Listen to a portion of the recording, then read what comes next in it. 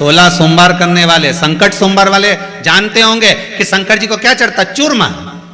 क्या बोलते उसको? मलिदा, चूरमा। रोड बनाते हैं, उसको सेक के तलकर फिर उसका चूरा कर कर उसमें गुड़ मिलाकर शक्कर मिलाकर वो भगवान को भोग लगाते हैं। तो शिव जी से पूछा कि दुनिया के लोग ने रसगुल्ला खाए, ने इमरती खाए, ने जलेबी खाए, ने पकोड़ा खाए, ने भजिया खाए, सारा 33 कोटि देवता उनके 56 भोग लगे, तुम्हारे मंदिर में शंकर जी कभी 56 भोग नहीं लगता, शंकर भगवान तुम्हारे सामने 56 भोग नहीं लगता। शंकर भगवान बोले 56 आइटम रखेंगे तो भगवान विष्णु भी उनको 56 ही देंगे। मेरे पास में जब मलीदा बनाकर लाएंगे, चूरमा बनाकर लाएंगे, इतने बारीक बारीक ढेर सारे कण होते हैं, इतना तो देने में मुझे भी सोचना पड़ता है कि एक गासे में ना जाने 56 से भी ज्यादा। तुम इतना सा चूरमा उठाकर देखना उसमें कितना है, कितने ना गए। इतना सा चूरमा उठाकर देखना, इतना सा तुम मलीदा बनाकर देखना, उसके कण कण गिनना, एक एक निकाल के गिनना कितने हुए। 56 से ज्यादा रहेंगे कि 56 के बराबर रहेंगे? अरे जम के तो बोलो। तो शंकर जी कहते हैं मैं गिनकर कभी नहीं देता, जो मुझे मन से अगर एक गासा भी समर्पित कर देता है, एक बेलपत्री भी मुझे समर्पित कर देता है, एक जरा सा शमी का पत्र भी मुझे दे देता है, एक मात्र पुष्प भी मुझे दे देता है, एक वृक्ष की पत्ती को तोड़कर भी मुझे समर्पित कर देता है, और भोग लगाने के पास उसके पास में कुछ नहीं देता, मुझे मात्र एक कलश दूध का भी समर्पित कर देता है, तो मैं उसको गिनता नहीं, उसको काउंट नहीं करता, उसको तो मैं प्रदान करता रहता हूं। मेरे पास गिरने का काम ही नहीं। ना वो मंत्र से रीझ है, ना वो तंत्र से रीझ है, ना वो मंत्र से रीझ रहा है, ना वो तंत्र से रीझ रहा है। वो रीझ काय से रहा है? तुलसीदास जी ने लिखा निर्मल मन। कौन सा मन? तो किसी व्यक्ति का नाम निर्मल हो तो उसका मन मत लिया, नहीं तो तुम कहो किसी और वाले महाराज बोले कि निर्मल मन सो मोहि पावा। निर्मल का मन नहीं चाहिए, यहां निर्मल मन चाहिए। पार्वती जी ने कौन से मंत्र पढ़े थे शंकर जी को रिझाने के लिए? कहीं लिखा हो तो बता देना। केवल एक ही मंत्र पढ़ती थी, पंचाक्षर नमः शिवाय, नमः शिवाय। पंचाक्षर मंत्र पढ़ रही है। मीराबाई ने कौन से श्लोक पढ़ दिए थे, कौन से मंत्र पढ़ दिए थे? जो गिरधर गोपाला मेरा कन्हैया मीराबाई के आगे पीछे घूमते थे। कर्माबाई कौन से मंत्र जानती थी? जो भगवान जगन्नाथ उसके घर में खिचड़ी खाने आ जाते थे। नामदेव जी कौन से मंत्र जानते थे, कौन सी विद्या जानते थे, जिससे हरिविठ्ठल का उनको दर्शन हो जाता था। संत तुकाराम जी कौन से मंत्र पढ़ते थे, जिससे मेरा पांडुरंगा उनके सामने आ जाता था। रामकृष्ण परमहंस कौन से मंत्र पढ़ते थे, जिससे जगतजननी जगदम्बा उनके सामने प्रकट हो जाती थी।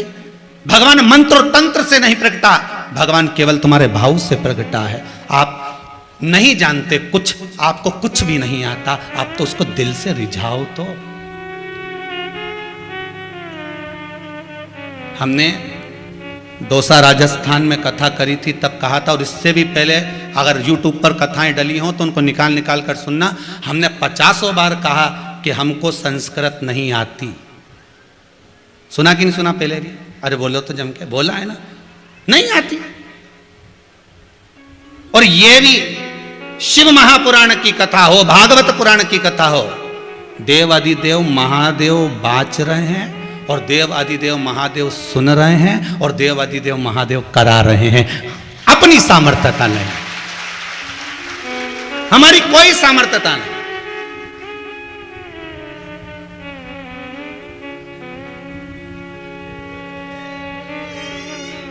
कोई हमसे आकर कहते गुरुजी इस श्लोक का क्या मतलब है, हम कहे भैया जिसको आता है उससे पूछ लीजिए, हमको तो केवल शंकर का नाम आता है। श्री शिवाय नमः शिवाय, द्वादश अक्षर मंत्र ओम नमो भगवते वासुदेवाय।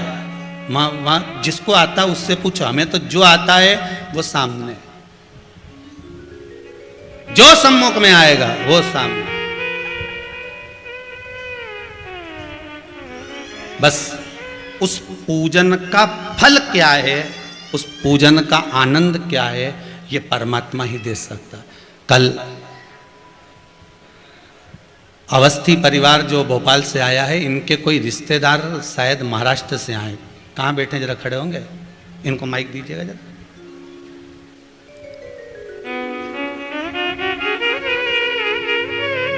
और ऐसे इतने पत्र जो आपने भेजे हैं, इसमें एक एक चीज का मैं वर्णन जितने बन सकता उतना दूंगा।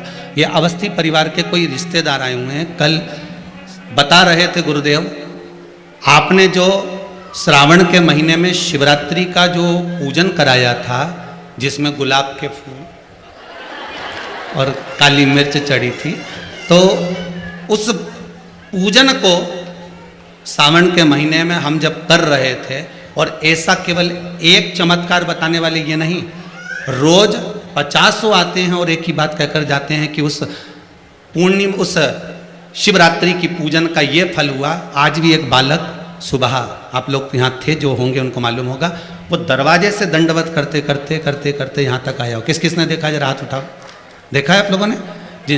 तो बालक दंडवत करते हुए आया, तो उसकी सूचना पहुंची कि वो कोई बालक है दंडवत करता आ रहा है। हमने पूछा क्यों भैया, क्यों दंडवत कर रहे हो? कि बहुत समय से प्राइवेट स्कूल में जॉब कर रहा था, पर एक बार शिवरात्रि का ऐसा पूजन कर लिया कि ना जाने कितने टीचरों की पक्की गवर्नमेंट सर्विस लग गई, ये उसकी कृपा हो। अब मैं इनसे कहूंगा, जो महाराष्ट्र से आए हैं अवस्थी परिवार के रिश्तेदार, पूछना चाहूंगा आपको बाबा ने क्या दिया? अब आप बताओ। शिव। कहाँ से आए हो आप? हम जलगांव महाराष्ट्र। माइक पास में। जलगांव महाराष्ट्र। जलगांव महाराष्ट्र। क्या नाम है आपका? एडवोकेट शुक्ला। एडवोकेट शुक्ला। जलगांव में किस जगह पर है? जलगांव से 30 किलोमीटर दूर है। 30 किलोमीटर दूर है। वकील हैं आप? हाँ। बाबा की बड़ी कृपा है, ऐसे ही बाबा आपको सेवा में लगाए रखे। क्या हुआ शिवरात्रि की उस पूजन में? शिवरात्रि के पूजन के टाइम में घर पे मेरी मिसेस और मेरी मम्मी, माइक पास मिले, मेरे मिसेस और मम्मी और मैं, हम शिवरात्रि का पूजन कर रहे थे, और बड़ा लड़का होंडा सिटी कार लेके बाहर गया था। तो वो जलगांव से आते वक्त हमारा पूजन चालू था और आरती शुरू हुई, और फोन आया मेरे को, क्या आपके गाड़ी का एक्सीडेंट हो गया है जी। तो हमारी मिसेस आरती रुकाने लगी, तो मम्मी बोले नहीं पहले आरती पूरी करो। बोले आपकी मिसेस आई है साथ में? है। खड़े होंगे जी जी। तो वो आरती पूरी की, और उसके बाद में फिर कौन बोला कि आरती पूरी करो? हमारी मम्मी बोले कि आरती पहले पूरी करो शिव जी की, फिर बाद में अपन पूछते हैं क्या हुआ है जी।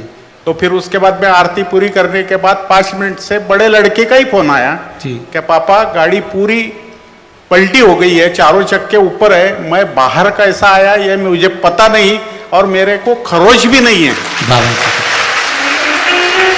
यही बाबा की कृपा, यही शिव की आराधना।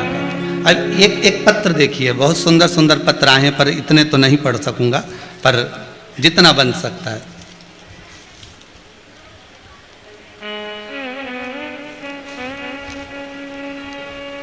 श्रीमती इंदिरा जी निहुमकर इंदौर सिंधी कॉलोनी से आई है। कहाँ है? हाथ उठाइए, खड़े हो जाइए, माइक दीजिए जरा। आपने लिखा है दीदी,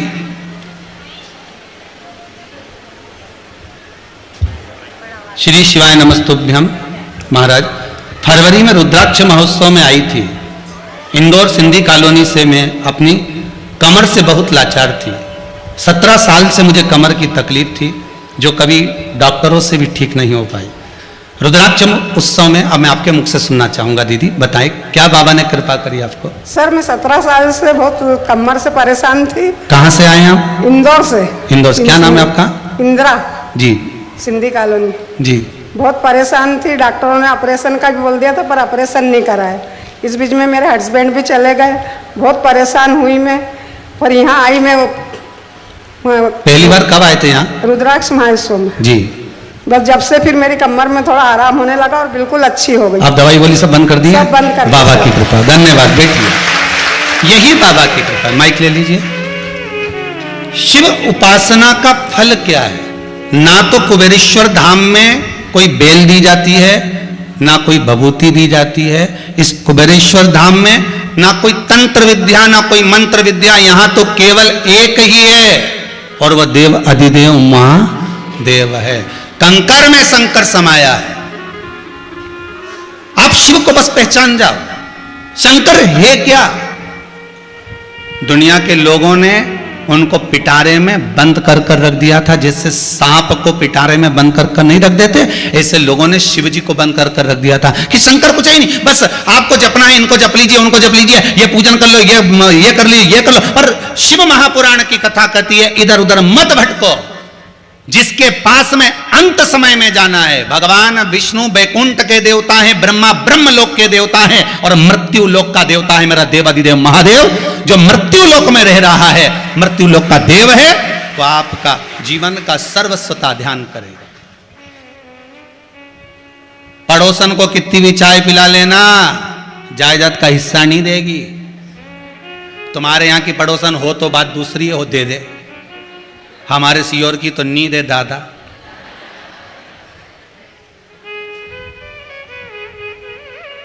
पड़ोसन को कितना भी तुम चाय पिला लो, चाहे रोटी खिला लो, चाहे कितना भी पांव दबा लो, चाहे कितनी भी धोख लगा लो, चाहे कितना भी जा जाकर उसको प्रणाम कर लो, वो अपनी जायदाद का हिस्सा नहीं देगी।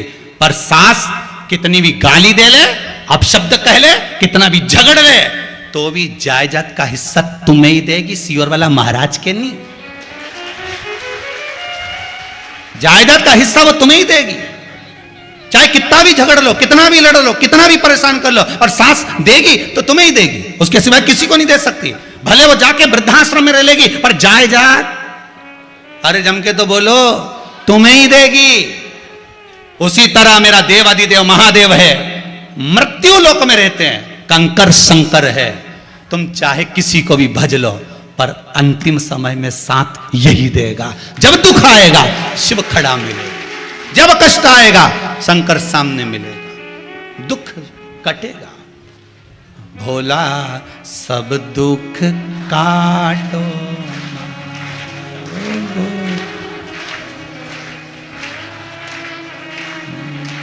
सब कट जाए। अकाल मृत्यु वो मरे, जो काम करे चंडाल का, काल उसका क्या बिगाड़े, जो भक्त हो महा। जो शंकर का उपासक होगा तो काल करेगा भी तो करेगा क्या कर सकते।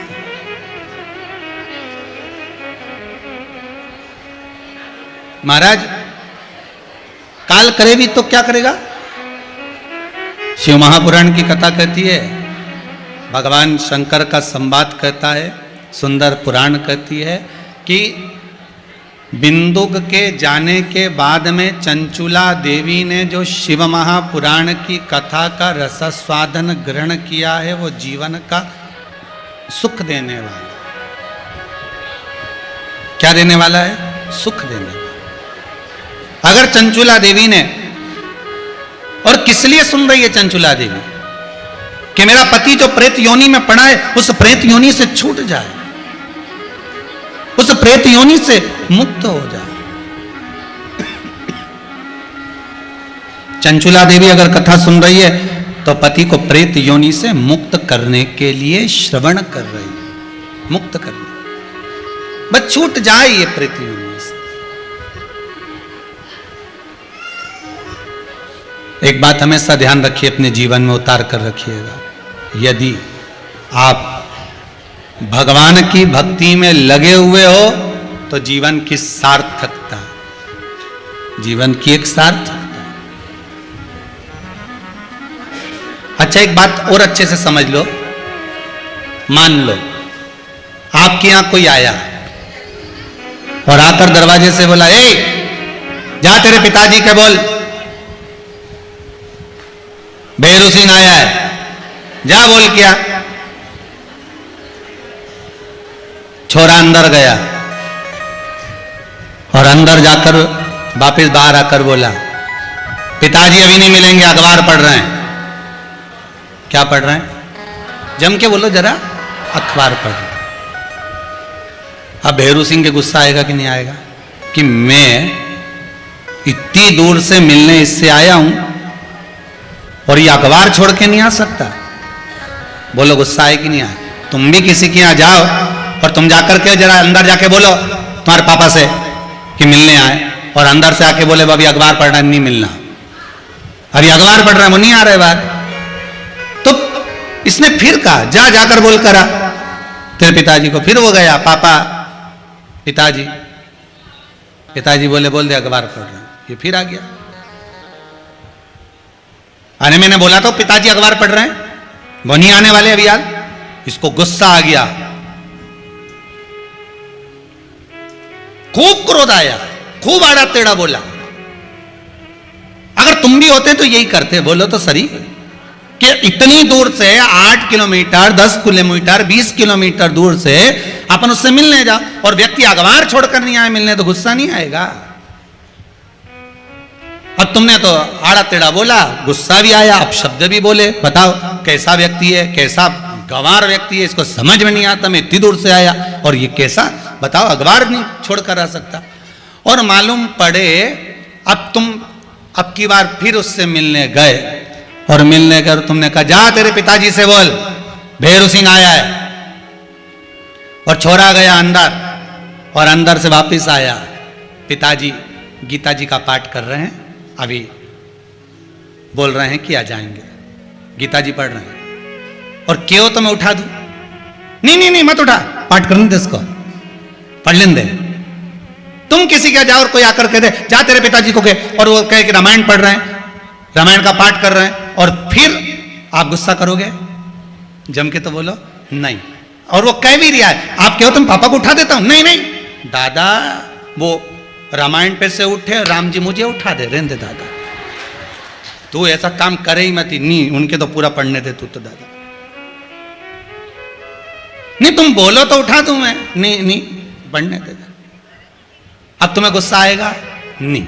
इंतजार भी करोगे और नहीं भी करोगे तो जाओगे तो भी गुस्सा नहीं आएगा क्या? अब पाठ कर लेना, हाँ तारा पिताजी के बोल देना मैं शाम के मिल लूंगा। और अखबार पढ़ने की सुनी थी तो कितना गुस्सा आ रहा था। गीता जी और रामायण पढ़ने की सुनी तो गुस्सा आया क्या? बस उसी तरह से परमात्मा है। तुम जितनी देर सत्संग में लगे रहते हो परमात्मा भी तुम पर प्रसन्न बना रहता है। कोई क्रोध नहीं, कोई गुस्सा नहीं, कोई अपशब्द नहीं। तुम गलत काम में लगे, काम लोभ आसक्ति वृष्णा तृष्णा आदि कादिक मांसाहार मदिरा पान जुआ व्रती जितने गलत काम में तुम लगे हो तो उसको गुस्सा आएगा कि नहीं आएगा? भैरू नाराज होगा कि नहीं होगा कि अखबार नहीं छोड़े? गीता पकड़े तो गुस्सा नहीं आए, रामायण पकड़े तो गुस्सा नहीं आए, शिव महापुराण पकड़े तो गुस्सा नहीं आए, भगवान का भजन पकड़े तो गुस्सा नहीं आए, पर गलत चीज पकड़ोगे तो गुस्सा तो आएगा। कि दिन भर व्हाट्सएप चलाए, एक आध दिन माला भी फैल ले रे।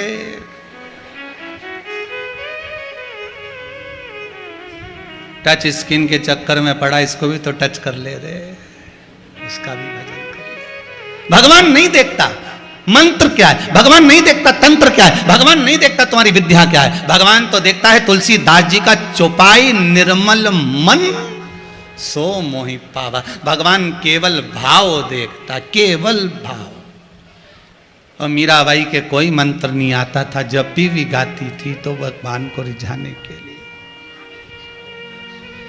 एक बार तानसेन को मालूम पड़ गया मीराबाई भजन गा रही है। संगीत का सम्राट तानसेन, जिसके आज भी पुरस्कार बनते हैं, लोग बाग देते हैं तानसेन सम्मान। संगीत का सम्राट तानसेन एक बार निकल कर जा रहे थे और मीराबाई भजन गाने में लगी थी, तो तानसेन ने एक कोयला उठाया, दीवार पर लिख दिया कृपया राग में गाएं। मीराबाई को राग भी नहीं आती थी, वो तो गा रही थी।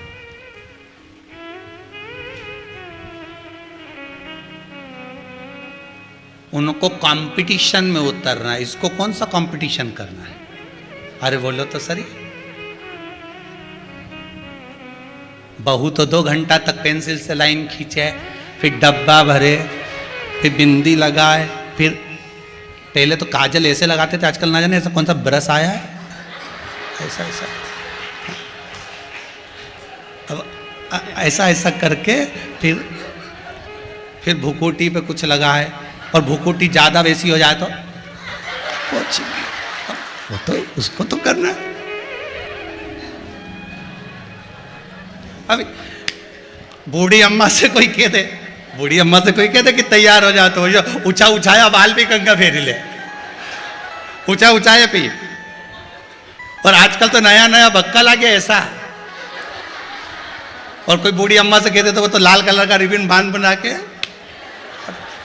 तैयार, और कुछ नहीं लगा है, आंख में काजल वाजल लगा के, बिंदी लगा के, पटली मटली ले लुआ के, और जो बाहर निकले, उसे कौन सा कंपटीशन में जाना है? तुम्हें तो गरबा में जाना है, उसे कौन सा जाना है?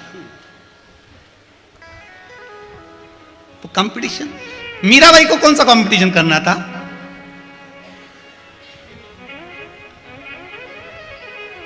तानसेन ने लिख दिया कृपया राग में गाएं।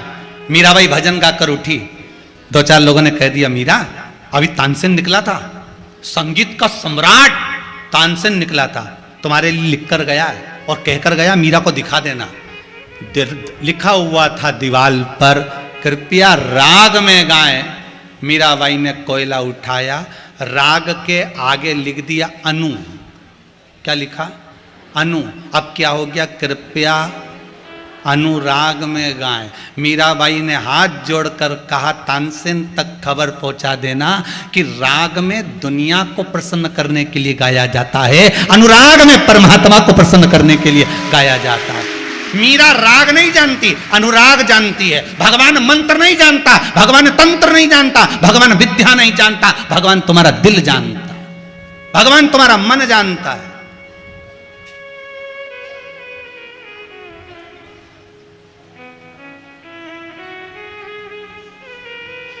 शिवरात्रि के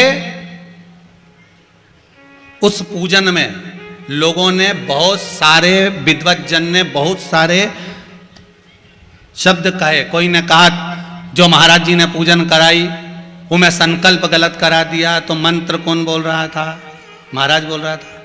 अरे बोलो तो जम के बोल रहे थे, हम भी जजमान थे जैसे आप जजमान थे, हम भी पूजन कर रहे थे जैसे आप कर रहे थे। श्लोक बोलने वाला विद्वान ब्राह्मण कर्मकांडी था। बोलो सही है कि गलत? अच्छे से अच्छा विद्वान कुंभकर्ण भी जब मंत्र विद्या लेने के लिए गया तो इंद्रासन मांग रहा था, सरस्वती ने इंद्रासन कर दिया। उसमें उसकी क्या गलती थी? अगर मंत्र गलत था पर जितनों ने पूजन करी उनका भाव तो गलत नहीं था। भगवान मंत्र देखा कि भाव देखा? अगर भगवान मंत्र देखता तो आज इनका पुत्र उसी गाड़ी में दवा होता, सामने प्रकट नहीं हो जाता। भगवान मंत्र नहीं देखता, भगवान निर्मल मन सो मोहि पावा। भगवान मंत्र नहीं देखता, भगवान आपका भाव देखता है। अगर शबरी को मंत्र आते तो भगवान जाते, पर शबरी को तो मंत्र भी नहीं आते थे। बस वो तो झाड़ू लगा देती ने, बुहारी काट देती ने, जल भर के रख देती, पानी लिया थी। और कहते हैं जो बेर माता शबरी ने राम जी को खिलाए थे वो बेर भी उस दिन के टूटे हुए नहीं थे, 3 दिन पहले के थे।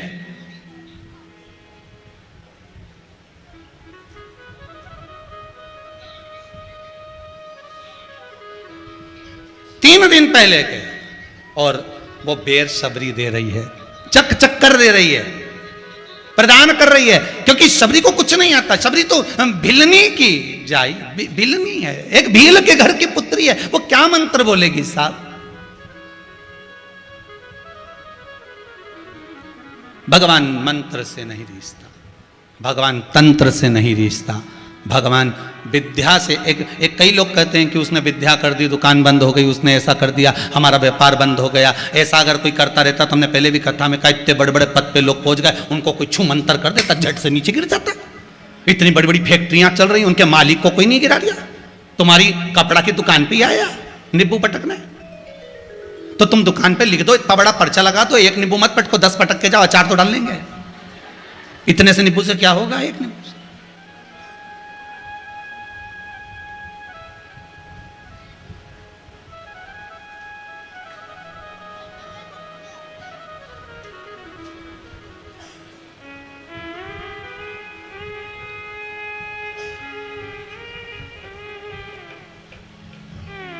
एक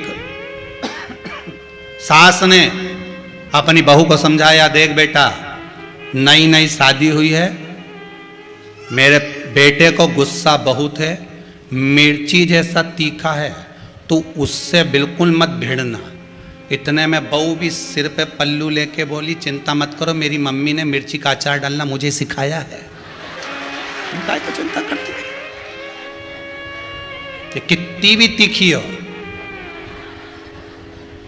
अचार वही डाल लेगा, अचार तो तुमको आता है, काहे चिंता कर। साथ चुप हो गए, अब बोले क्या इसके आगे, अचार तो कितने ही तीखा।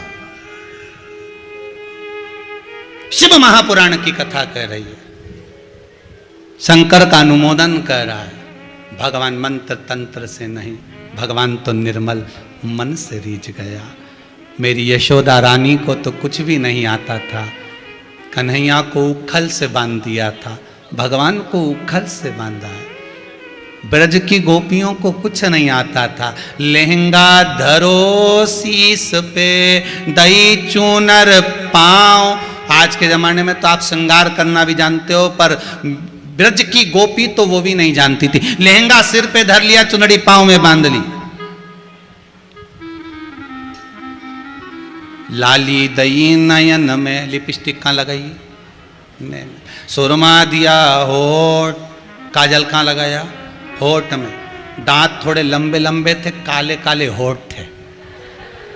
16 श्राद्ध में संजा होली नहीं होती, दीवार पे गोबर से बनाते हैं। अब तुम्हारे उधर बनाते कि नहीं बनाते हमें नहीं मालूम, पर हमारे यहाँ संजा होली दीवार पर ऐसे गोबर से बनाते हैं, चमकीली चमकीली पंदी चिपका चिपका के। तो उसमें वो गीत गाते हैं ना, हिरनी को बड़ा बड़ा दांत, कि थारी अम्मा मारेगी कि कूटेगी। अब वही समझ में आ गया कि छोटी सी गाड़ी लुढ़कती जाए। आता आपको? चलो गाओ तो जरा। छोटी सी गाड़ी लुढ़कती जाए, लुढ़कती जाए, जा में बैठी संजा संजा, लेंगो टमकाती जा, लुगड़ो चमकाती जा। हाँ बोलती जाओ। जाम और हिरनी को बड़ा बड़ा दांत, कि थारी अम्मा मारेगी को। अब गोपी को नहीं मालूम कि उसको श्रृंगार कैसा करना है, उसको नहीं मालूम, क्योंकि बंसी की सुध में भगवान जब बंसी का नाद करते थे, गोपी सुध भूल जाती थी। उसी तरह शंकर की जब कथा होती है तो पूरे ब्रज मंडल के जैसे ब्रज की गोपियां बंसी के स्वर में भूल जाती थी। आज शिव महापुराण जब चालू होती है आस्था चैनल पर, फेसबुक यूट्यूब पर, तो मेरा विश्वास कहता है कि पूरे विश्व की माताएं हो चाहे पुरुष हो, वो भी सुध भूल जाते हैं कि कहां हम कथा सुन, उसका चित्तवृत्ति कहां लगा हुआ है, उसका आनंद कहां लगा हुआ है। तुम भी ब्रज की गोपी से कम नहीं हो साहब, ब्रज की गोपी से कम नहीं, शुद्ध नहीं। एक ब्रज की गोपी भगवान कृष्ण के साथ रास करने जा रही थी। सास ने कह दिया उधर जा रही है यमुना जी के घाट पर, तो ये पूजन का सामान रखा है, ठंडा करिया ना यमुना जी में। इतने में रोने लगा छोरा। सास बोली छोरा के भी ले जा, घूम के आ जाएगा। छोरा के लिया कमर पे, पूजन का सामान रखा सिर पे। बंसी की सुध में इतनी खो गई, इतनी खो गई, छोरा के तो ठंडा करी आई, पूजन का सामान वापिस लिया। घर पर जब आई, सास ने पूछा क्यों, छोरा कहाँ है? ओ राम, फिर दौड़ी, फिर दौड़ी। वो कहाँ रहे? अरे शुद्ध नहीं।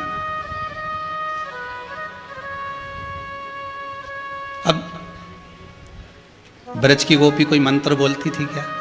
जम के तो बोलो जरा। कोई श्लोक बोलती थी, कोई विद्या करती थी, कोई तंत्र विद्या करती थी? नहीं।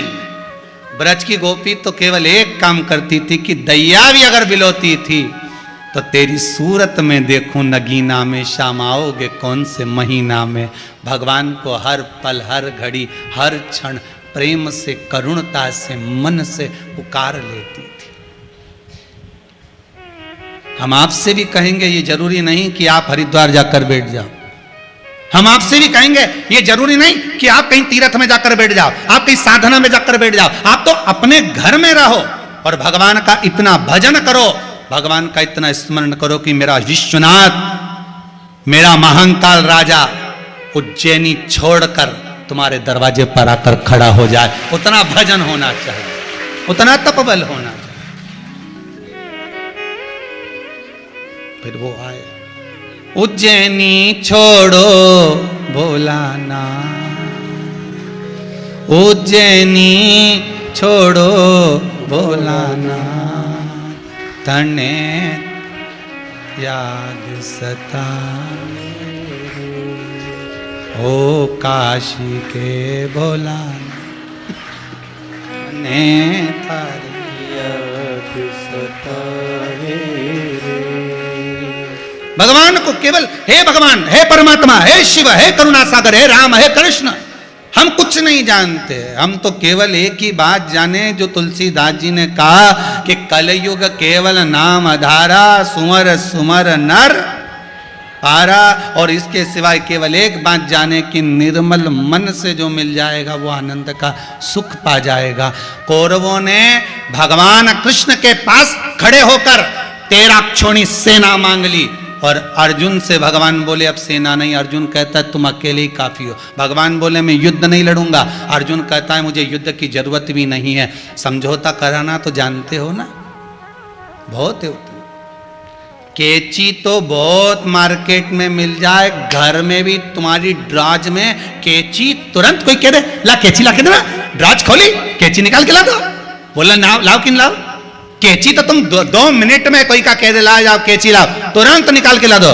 केची तो कोई भी ला दे, और कहीं का तुमसे कह दे ला सुई ला के दे छोटी वाली, अब ढूंढ ढूंढ ढूंढ, क्योंकि मेरे कैलेंडर में तो टांगी थी। और कैलेंडर में तो कहीं छोरा छोरी ने तो नहीं करा थी टोर, या बड़ा बेकार हो गया। ना जाने सुई कहां फेंका, न झाड़ू से झाड़ रही, देख सोफा के नीचे तो नहीं है सुई, फिर गिट्टी में देख रही धागा की, उनमें भी नहीं सुई, ढूंढती फिरी। केची सरलता में मिल जाती है, सुई सरलता में नहीं मिलती, संभाल के रखना पड़ती डब्बा के अंदर या किसी में फंसा कर तब मिलेगी। उसी तरह केची बनना सरल है, काटने वाले तो दुनिया में बहुत मिल जाएंगे, पर सुई जैसे जोड़ने वाले मिलना कठिन पड़ जाएंगे। बहुत कठिन है सुई जैसा मिलना। इनके तो झाड़ू से भी निकालो तो नहीं निकले सुई, गई कहां। काटने वाले तो ढेर मिलेंगे। कहां चक्कर में पड़े हो, कहां भगवान की कथा, कहां शिव पुराण, अरे कहां चक्कर में पड़े हो वासी हर वाला महाराज का वे मतलब का। उनका तो काम ही कथा वाचना, कहां चक्कर में पड़ा। यहां तो सुई ढूंढना कठिन, केची तो कहीं मिल जाए ढेर।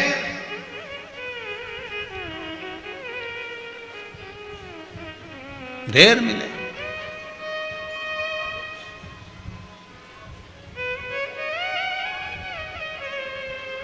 कितना ढूंढोगे।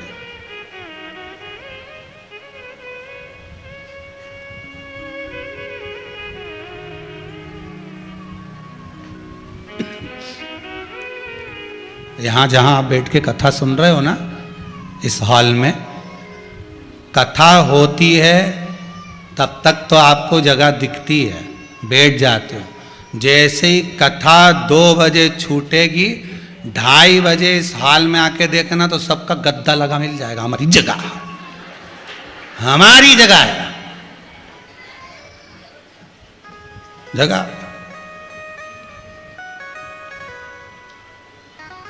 फिर सुबह हुई, इनने सब बटोरा पटक।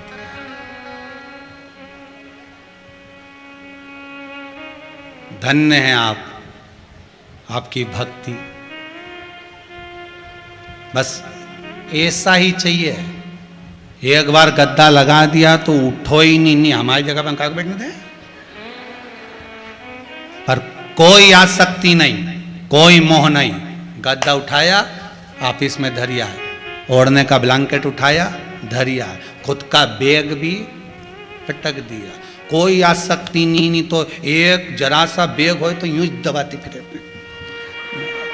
मारा बैग। बस अंतिम समय में जैसे यहाँ से सीख के जा रहे हो ना, अंतिम समय में ऐसे ही रहना। भगवान बोले तेरे को दर्द नहीं होगा, इतना तूने फ्रिज ने, कूलर ने, वॉशिंग मशीन ने, बंगला ने, गाड़ी सब तैयार करी, क्षण भंगुर जीवन को मैं तुझे लेकर जाऊंगा, तुझे दुख नहीं होगा। कह देना कुबेरेश्वर धाम में गई थी, गद्दा भी रात के बिछाती थी, न तकिया भी लगाती थी, न गादी भी रखती, न चद्दर भी रखती, न बैग भी रखती, और सवेरे कहां पटक के आती, न मालूम नहीं पड़ता। संसार को छोड़ना में वही सीख गई कि 2 मिनट में छोड़ दिया और चल दी। यह जीवन है मनुष्य का, बाकी का कहीं जीवन नहीं तो मालूम पड़े आसक्ति में पड़ जाओ। मैं भाई अभी तो धनतेरस पे ही तो फ्रिज लाई थी, ये यमराज 2-4 महीना तो रे लेन देता, 1-2 महीना फ्रिज का पानी पी लेन देता। यमराज बोला चल ठीक है 2 महीना रे ले, फ्रिज का पानी पी ले। अब 2 महीना यमराज उसको छोड़ के चले गया मान लो, और छोड़ के चले गया, फिर यमराज लेकर जाने लगा, आप चल। तो ऊपर जाती जाती झगड़ा कर रही, ठंड में छोड़ा था पानी भी नहीं पी सकी। अब ठंड में कौन फ्रिज का पानी पिएगा, तू ही बता। यमराज बोले फालतू की बात करना मत, चल अभी चल। कहां चक्कर,